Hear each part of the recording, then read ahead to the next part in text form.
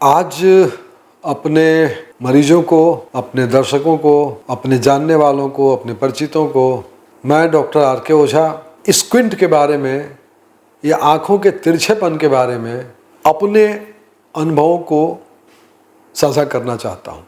एक सामान्य भाषा में बात करें तो आप देखते हैं कि किसी व्यक्ति की आंखें सीधी नहीं हैं।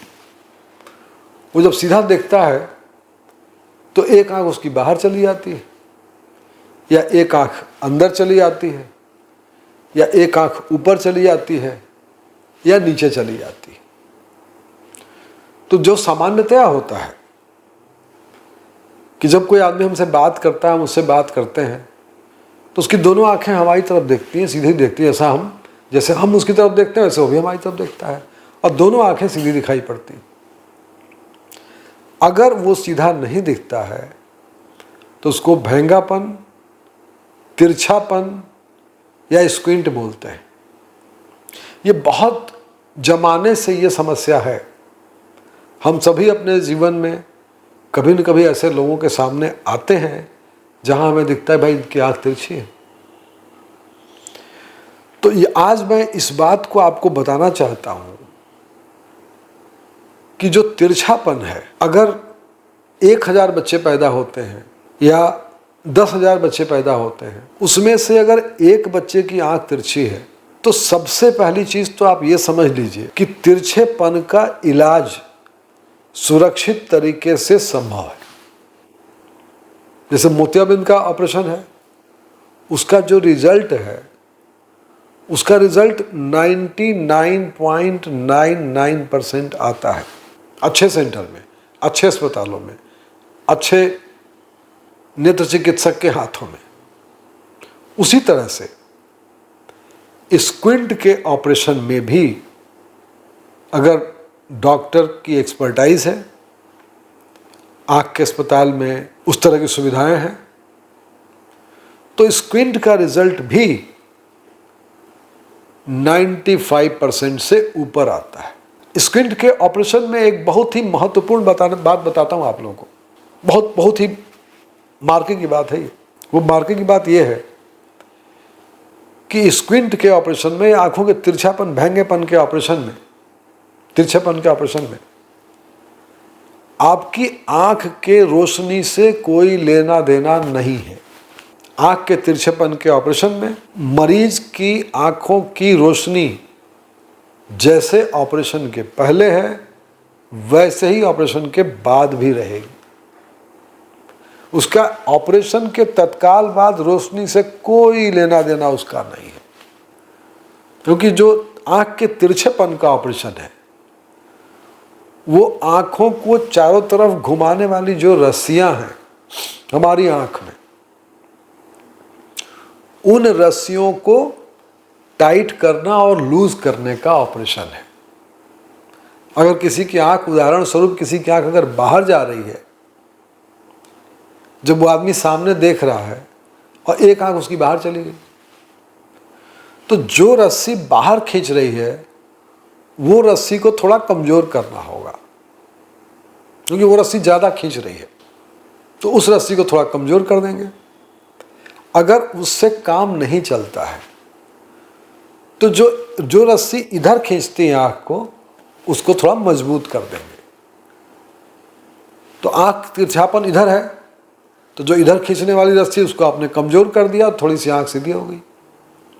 अगर फिर भी कुछ बच गया तो उसी आंख की उस रस्सी को जो इधर घुमा रही है उसको थोड़ा मजबूत कर लेंगे, तो आंख घूम के सीधी हो जाएगी। और इसमें जरूरी चीज क्या है,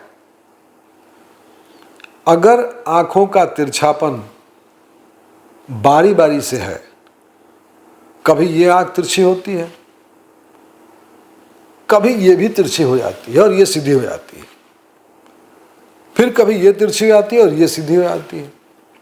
अगर अल्टरनेट स्क्विंट है किसी बच्चे को, तो उसकी रोशनी आंखों की कम नहीं होती है। लेकिन अगर किसी की एक ही आंख तिरछी रहती है हमेशा, चाहे ये वाली चाहे ये वाली, हमेशा एक ही आँख तिरछी है, चाहे वो बाहर हो, चाहे अंदर हो, चाहे ऊपर हो, चाहे नीचे हो। अगर एक ही आँख हमेशा तिरछी रहती है, दूसरी आँख हमेशा सीधी रहती है, तो इस तरह के लोगों में जो आँख तिरछी होती है उसकी रोशनी धीरे धीरे कम होना ही होना है, क्योंकि वो आँख इस्तेमाल में है ही नहीं है। जब भी वो आदमी किसी चीज़ को देखने की कोशिश करता है तो जो सीधी वाली आँख है वही फंक्शन करती है, वही सीधे चीज़ को देखती है। जो तिरछी वाली आँख है वो साइलेंट हो जाती है। नहीं तो क्या होगा कि एक समान आपको डबल दिखाई पड़ेगा। अगर ये आँख सीधी देख रही है और ये तिरछी वाली आँख भी उसी चीज़ को देख रही है और इसमें ही फोटो बनेगी, तो एक आदमी आपको दो दिखाई पड़ेगा। या तो ऐसा होता नहीं है, दिमाग नहीं चाहता कि हमको डबल दिखाई पड़े, तो दिमाग ऐसा इंतज़ाम कर लेता है कि या तो एक आँख को सप्रेस कर देता है, या एक एक्सेंट्रिक फिक्सेशन कभी कभी बहुत रेयर होता है, बहुत रेयर, कि एक्सेंट्रिक फिक्सेशन कर लेता है कि आँख तिरछी होगी तभी आदमी, उसके बावजूद भी उसकी दोनों आँखें उस आदमी की काम कर रही हैं। उसका रेटिना का पॉइंट, जो फोबिया का पॉइंट है, रेटिना का जो सबसे अच्छा पॉइंट है, वो मेन जगह से हट के दूसरी जगह आ गया। लेकिन ये बहुत रेयर है। सामान्यतया समझ लीजिए कि अगर एक आँख सीधी और दूसरी आँख हमेशा तिरछी है, तो जो तिरछी वाली आँख है उसका बहुत बड़ा रिस्क है कि उसकी रोशनी कम हो जाएगी। और ऐसे मरीजों को जहाँ पे कि रोशनी कम होने का रिस्क है, उनको अपनी तिरछी वाली आँख का ऑपरेशन जल्दी कराना चाहिए, नहीं तो रोशनी परमानेंटली कम हो जाएगी। या तो एक्सरसाइज शुरू कर दें, जो आँख तिरछी है उससे देखें अच्छी वाली आँख को बंद करके, क्योंकि अगर रोशनी होगी तो तिरछी वाली आँख भी, अच्छी आँख को जब बंद करेंगे आप तो खराब वाली आँख सीधी होकर देखना शुरू करेगी।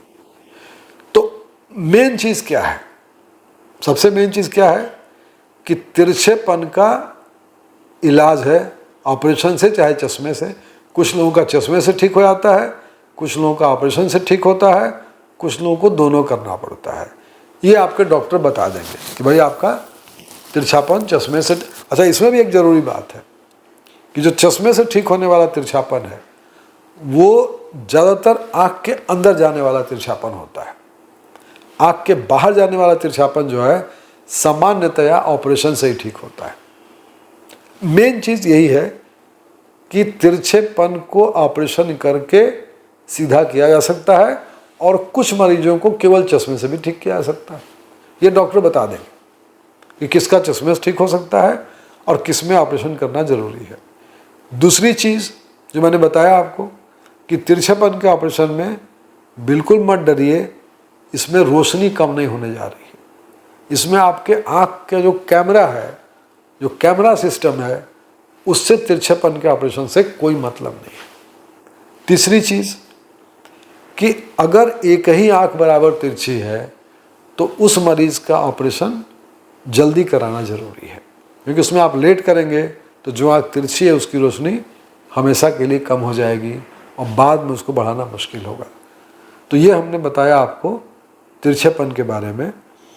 और ये जो सबसे इम्पॉर्टेंट चीज़ ये है, आज जो मैसेज देना है, जो कहना है आपसे, ये मत सोचिए कि अगर तिरछापन लेके बच्चा पैदा हुआ है या उसके 2-4 साल की उम्र में उसकी आँख तिरछी हो गई, 5 साल की उम्र में तिरछी हो गई, तो अब वो जीवन भर ही इसको तिरछा रहना है। ऐसी कोई बात नहीं है। इसको इसके जो ट्रेंड आई सर्जन होते हैं, जिनको हम लोग बोलते हैं उस चीज़ के लिए ट्रेनिंग उनकी होती है, तो उसमें उसका ऑपरेशन करके वो इसको सीधा कर देते हैं। बहुत बहुत धन्यवाद। नमस्कार।